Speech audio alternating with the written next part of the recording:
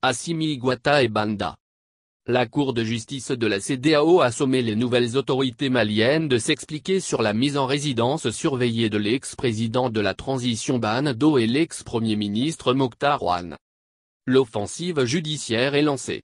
Suite à une requête des anciens dirigeants civils de la transition, la Cour de justice de la CEDEAO a demandé à l'État du Mali de fournir d'ici au 28 août un mémoire justifiant les violations présumées des droits des deux personnalités. Une requête déposée par messieurs Banda et Mokhtar Ouane contre l'État du Mali a été enregistrée par le greffe de la Cour le 21 juillet 2021, a fait savoir la Cour de justice, dont le siège est à Abuja, au Nigeria, dans un communiqué publié vendredi par Mamadou Ismaïla Konaté, avocat des deux anciens dirigeants.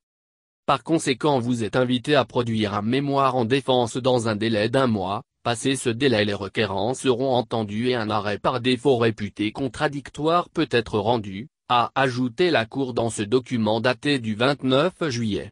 Les autorités, président et Premier ministre compris, ont jusqu'au 28 août pour s'expliquer sur les violations des droits et libertés de messieurs Banda et Mokhtar Ouane, a souligné l'avocat sur Twitter. Depuis qu'ils ont été renversés à la suite d'un second coup d'État, les deux personnalités se sont plaints de ne pas être libres de leurs mouvements.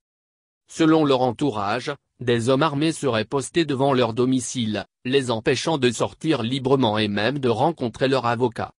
Après avoir pris les rênes du pays, le colonel Assimi Goïta a promis de rendre le pouvoir dans un délai de 18 mois.